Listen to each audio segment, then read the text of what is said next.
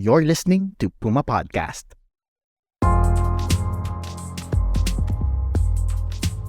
Hi, this is Karol Ilagan reporting for Teka Teka. This is part 2 of a special series where we unpack algorithms, artificial intelligence, and how they impact our daily lives. In the first episode, we learned that Grab Philippines offers a convenient alternative to navigating the country's busy cities, but at a premium. These prices are driven by surge pricing that we know little about. In this episode, we'll tell you about this experiment we did early this year. We tried booking a GrabCar nearly every hour for 1 week. We wanted to check if lagi nga bang may surge? This podcast was produced in partnership with the Pulitzer Center's AI Accountability Network.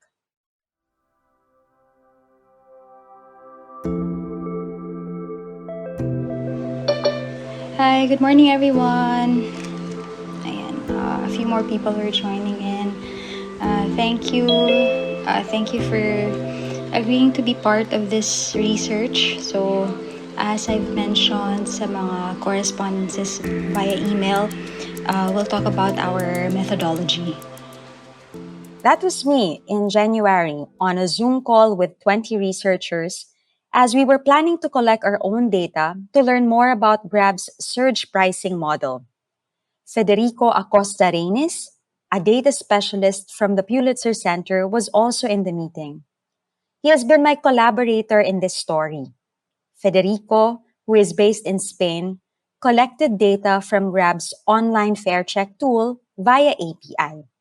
It's a bit technical. I'll let him explain. Hi, I'm Federico Acosta Rainis, data specialist at the Pulitzer Center. I'm based in Valencia, Spain, but I'm originally from Buenos Aires, Argentina. I work with the Pulitzer Center's data and research team, supporting our fellows and journalists in all the data-related needs they have in their investigations, from searching, finding, analyzing, and processing data to creating data visualizations for their publications. An API or application programming interface might sound complex, but it's really just a way for different software systems to talk to each other. It's an intermediary that sets rules for different systems to exchange information. If you follow the rules, you can ask, or as we usually say, query, the API for the information you need from another system, and it will go and fetch the information for you. We are using APIs all the time without noticing it. One common example is when you use a flight search website like Skyscanner or Google Flights. You enter your travel details, and when you click on search, the website queries APIs from multiple airlines to check for available flights and prices. It then compiles all the information and shows you the options in one place. So, APIs make it quick and easy to get specific bits of information from a large database. They can be public, meaning anyone can use them, or private, which means that you will require special access permission. For our project, we use Grab's Fare Feed API, which allows you to check fares for trips in real time by providing a start and end location. There's a private version for Grab's partners, but we use the public version available on their website. As their API only gives one rate estimate at a time, we wrote a code, a Python script, to automate the process. You can think of it as a small robot that allowed us to query the API as many times as we want. The script asks Grab's API every 15 minutes for the cost of 10 specific trips within Metro Manila, always the same 10 trips. We did this non-stop for a whole week, collecting 6,720 data points in total, so 672 for each of these 10 trips. We use all this data to analyze how Grab's fares change over time.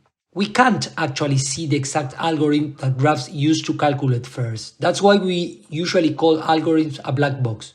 But by using the API, we were able to spot patterns in price and begin to understand some general pricing dynamics. It's a kind of reverse engineering to try to understand how the algorithm works by collecting and analyzing its results. Kami naman dito, we collected data by attempting to book 10 different rides across Metro Manila, every hour, from 6 a.m. to midnight for an entire week. Ito bali yung manual version ng API collection ni Federico. We took screenshots, and encoded details such as the fare, estimated time of travel, and the suggested route. Overall, we were able to collect 1,330 data points from the manual process. Through API, 6,720. Para sa computation, ginamit naming guide ang fare matrix ng LTFRB and Grab's own computation as shown in the receipts they email to customers. Our analysis shows that Grab rides always include surge fees. And when fares are high, wait times do not always become shorter. Let's unpack this. On average, the surge rate was 1.5 times, with fees usually going up from 3 p.m. to 11 p.m. The lowest surge rate was 1.19 and the highest was 1.98. Remember, the maximum allowed is 2. The pickup areas where the surge rate tended to be on the high side were Makati, Taguig, Las Piñas, and Muntinlupa. For example, yung pinakamataas na na-record namin na surge ay 1.98 times or yung halos doble ang distance and duration cost. It was a 6-kilometer ride from Makati to Taguig on a Saturday at 5 p.m. If walang surge, the ride should cost 214 pesos only. Pero ang sinisingil ng Grab, 381 pesos. Kayo rin ba nakaranas ng ganyang surge? Halos doble.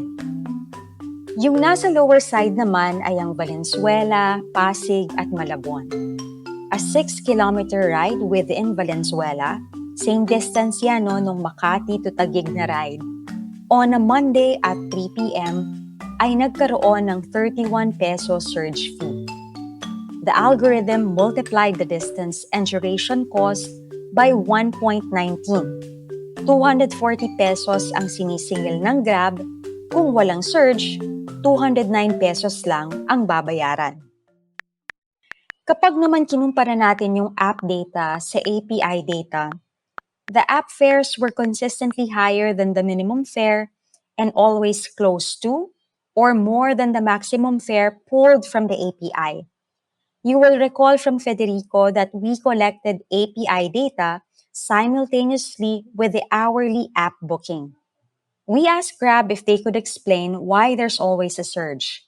Grab did not directly answer. Instead, they said that surge pricing is, quote, an industry-accepted, sophisticated, and scientifically developed algorithm-based feature driven by real-time supply and demand dynamics, end quote. They also added, quote, it ensures optimal allocation of resources by incentivizing more driver partners to meet high demand, thereby enhancing service reliability. This mechanism is similar to economic principles applied in various sectors to balance supply and demand effectively, end quote. Again, they explained all this, but we still don't know why there's always a surge. Hindi nila sinagot yung tanong kung bakit nga ba laging may surge. So, nandito ako ngayon sa may baba ng MRT TAF. Susubukan kong sumakay ng taxi papunta ng SM North. So, tingnan natin kung gaano katagal yung biyahe at saka magkano. Ngayon, tinry kong tingnan yung Grab.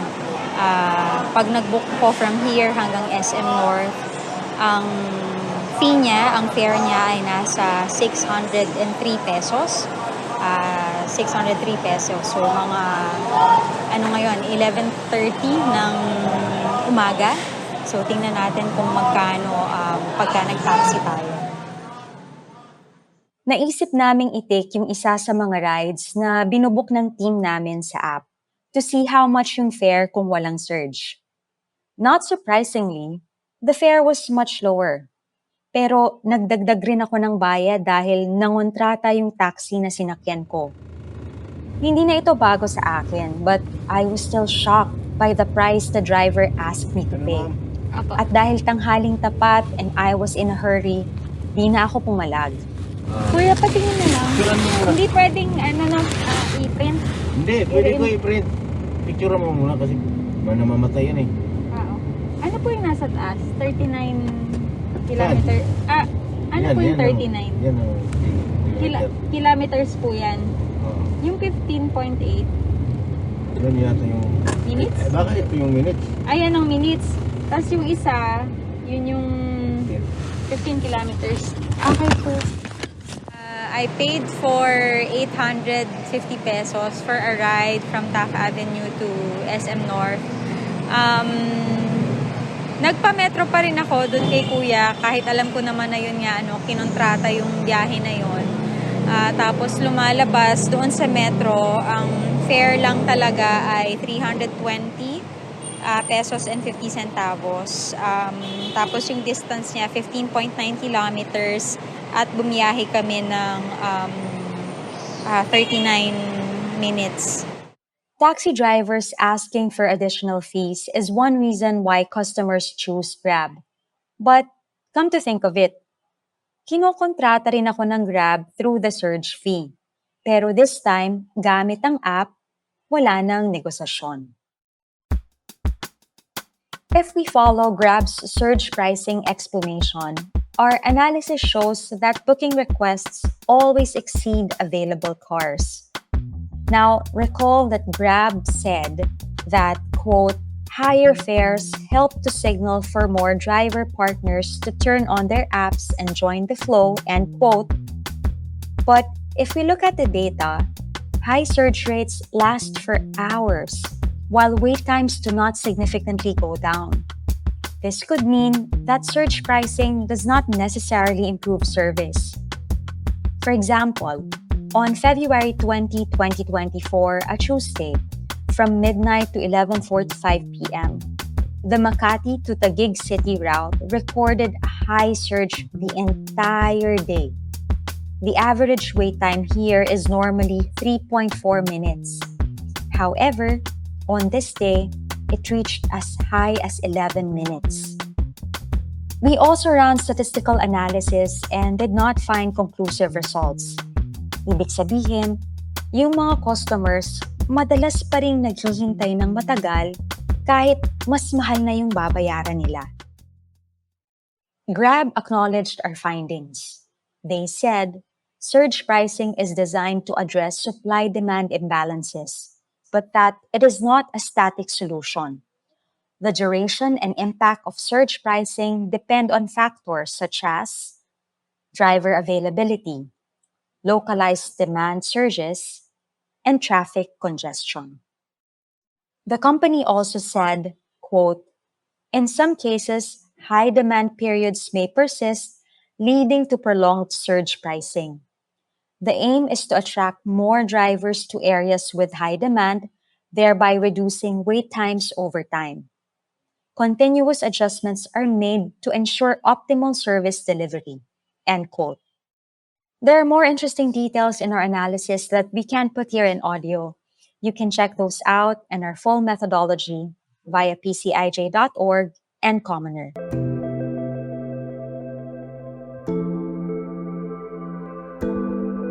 I showed Ariel and Don our findings. He was not surprised because it reflected the complaints his group has been getting. If you recall from the first episode, Inton is the president of the Lawyers for Commuter Safety and Protection. Sila yung grupo na nagreklamo about Grab's surge fees sa LTFRB.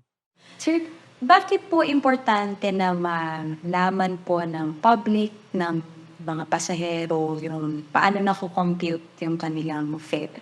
Because they have the right to know how they ended up with the fare. When you ride a jeep, may fare matrix. When you ride the taxi, alam mo yung computation. So, TNVS, kailangan alam mo rin yung search. Diba? Kung paano. At kailan ba dapat magkaroon ng search? Diba, sabi nga sa'yo, meron ka ng per minute, meron ka ng per distance. You still need the search.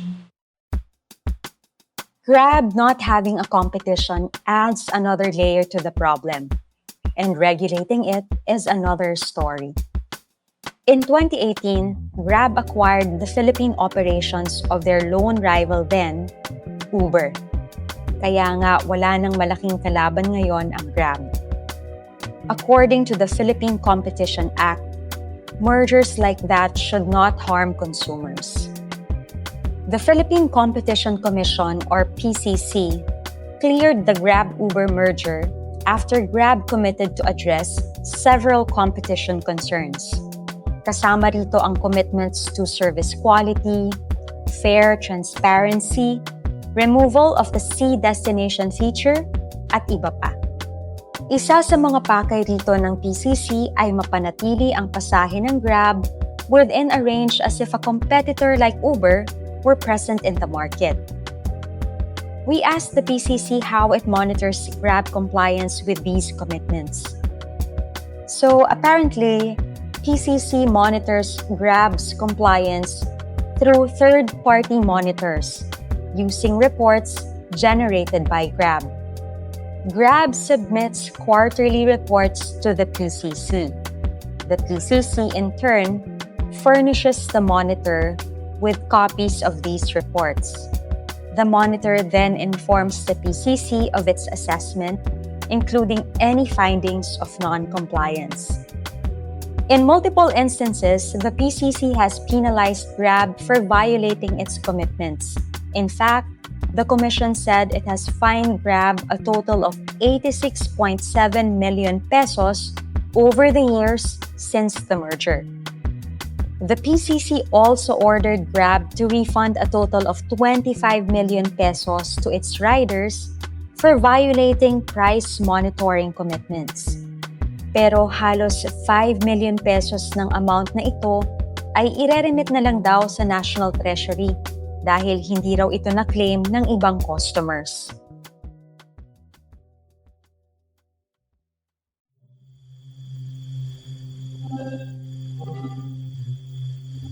According to Grab, all fines imposed by the PCC have been paid in full and on time. But there's still a pending case before the Court of Appeals that may require Grab to pay a fine of 16 million pesos, according to the PCC. Pero nilinaw rin ng PCC that Grab's commitments on service quality and fair transparency have already expired, so hindi na ito minomonitor ng komisyon. Ang binabantayan na lang nila ay yung non-exclusivity and incentives, or the terms that allow Grab drivers to also work in other ride-hailing companies. We asked the PCC if we can obtain a copy of the monitoring reports na sinasubmit sa kanila ng Grab. Hindi raw pwede dahil confidential raw ang mga ito. The exit of Uber favored Grab. Regulation favored Grab. Why? Because it's only Grab. Wala nang iba. Di ba? But that situation should be regulated. Otherwise, Grab will be over and above regulation already. And Grab is so big now, the perception is that it is untouchable already, which should not be the case. So a few souls will take the issue, pero at the end of the day, it's the government who has to do it. LTFRB has to do it. Start with research, and so on and so forth. Tinanong namin ang Grab tungkol sa monopoly issue na ito. Transport watchdogs like Inton's group and kahit nga yung mga customer and drivers na nakausap ko for this story, pinag-uusapan rin nila ito. There are claims that Grab has monopolized the four-wheel transport service and that the company will soon be controlling and monopolizing the transportation sector. This is in context of Grab's acquisition of Movit's operations. Movit is a motorcycle taxi firm. Pero sabi ng Grab, hindi raw nila monopolyado ang transport network sector. According to Grab, quote, "We operate in a competitive market with 18 transport network companies, accredited by the Land Transportation, Franchising, and Regulatory Board, including Grab. Additionally, there are various non-accredited ride-hailing providers that are popular among commuters. End quote. I was hoping to speak with the LTFRB and DTI about all this. Hindi pa nila ako binalikan when we recorded this podcast. Because I wanted to know more about how tech companies are regulated, I sought out the Department of Information and Communication Technology. Here's part of my conversation with DICT Assistant Secretary Philip Varilla. Maari po bang pa-explain po ano po ba ang regulatory framework ng DICT pagdating po sa mga ganitong klaseng applications? Well, sa DICT kasi, we do not have a specific regulatory framework for this kind of systems. No?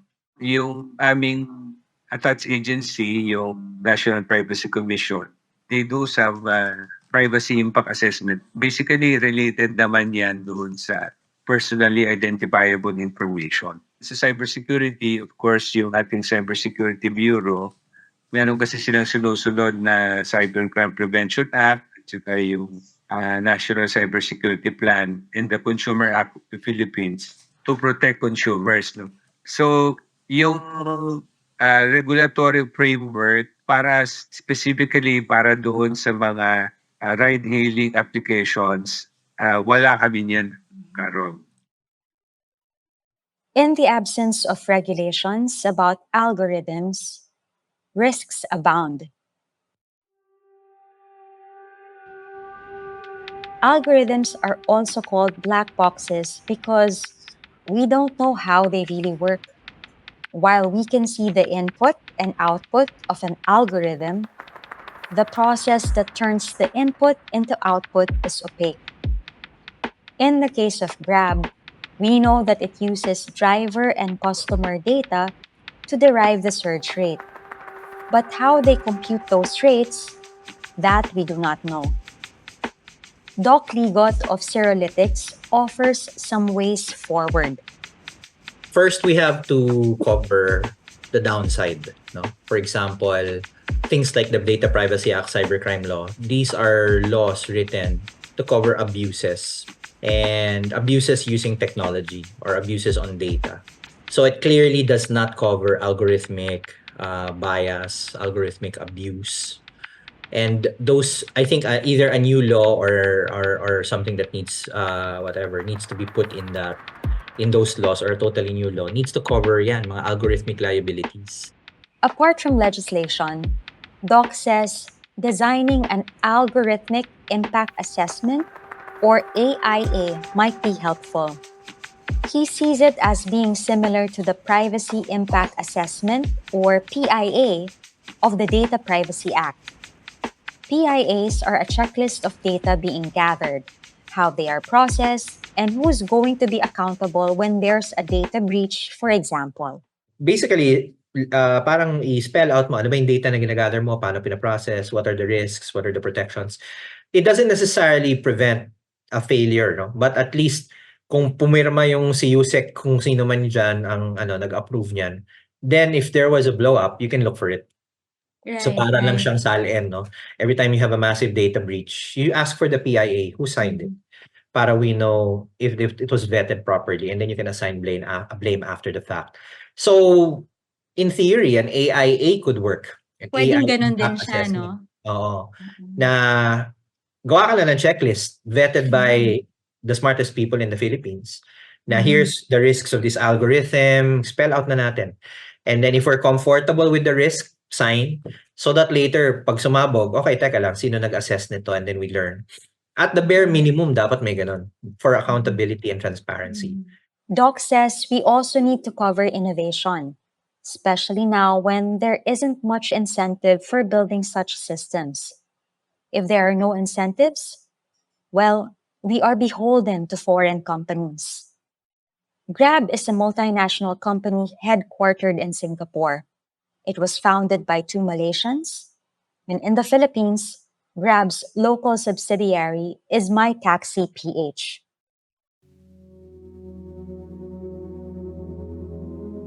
Among big tech, ownership isn't exactly concentrated. but only a few can deploy such massive technology. What's probably concentrated is the commercial muscle to deploy such systems at scale. So in a way, na-monopolize din. So, companies like Meta, Google, although we could in theory use what they're using in terms of technology, sila lang yung may financial capacity to deploy hardware that can make it really useful. And the same applies to stuff like Grab, Uber. They made a decision to split. You're either a Grab country or an Uber country. Kaya you gotta wonder how come a new Grab hasn't popped up. So sa motorcycles meron. Pero yung mga kotse wala, diba? I guess it's partly because of the technology hurdle to deploy such a system. Nagkaroon ng first mover advantage na si Grab, or rather second, nauna si Uber. And you can see how it really shredded the taxi industry. Partly because of the taxi industry also. Pangit ng experience diba? Dinadaya yung metro. So inefficiency. Suddenly, algorithm comes, makes it efficient. But now we're hostage to the algorithm. And then, yun din, how do you audit an algorithm? I mean, mathematically, may mga proseso naman yan. Pero no such discourse, as far as I can tell, exists in legislation. Hindi na pag-uusapan. Masyadong nerdy yung topic for our lawmakers. Pero importante yun. Hostage to the algorithm? That's a hard pill to swallow for many commuters, drivers, and riders to whom ride-hailing apps have become a lifeline. Sometimes, it gets to a point where it's just too much. High costs eventually outweigh the benefits.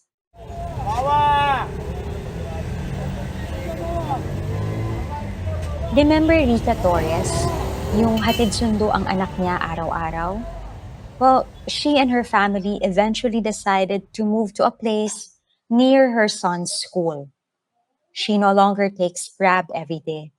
Kapag kailangan, I still opt to take Grab unless it's just me. Pero parang if ako lang or husband ko lang, my rule is mag-taxi na lang tayo. But if it's with the kids na, if it's with my mom, parang if it's with people I care about na parang, not that I don't care about my husband or myself, pero alam mo yung people you want to protect, ganyan. I would rather that I take Grab. Kasi parang one is, I think yung traceability rin in the event something happens. Apps, on the other hand, also work to our advantage. A sense of security is a major reason why Rika still takes Grab.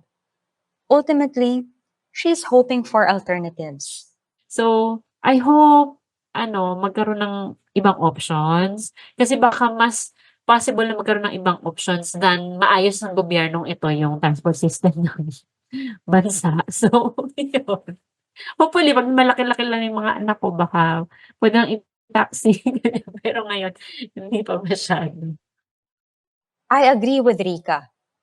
I want to imagine a future where we can all access efficient, safe, sustainable, and affordable modes of transportation, where I don't start and end my day feeling like I was ripped off by an app.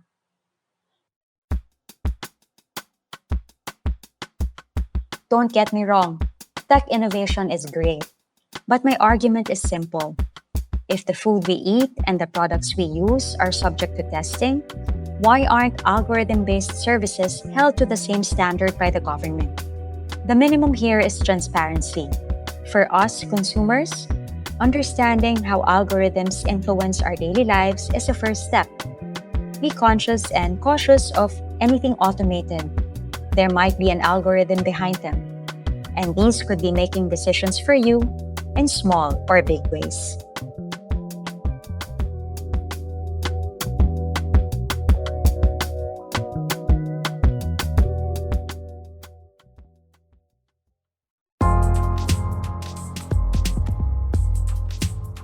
This is Karol Ilagan, the writer and producer of this episode for Teka Teka. On behalf of my reporting partner, Federico Acosta Rainis, and our team of researchers, thank you for listening. This episode was edited by Pidoy Blanco. The script was edited by Carljoe Javier and Felipe Salvosa II. Jil Caro is the executive producer. This podcast was produced in partnership with the Pulitzer Center's AI Accountability Network. You've been listening to Puma Podcast. If you have friends who are regular Grab customers, share this episode with them. Maraming salamat po.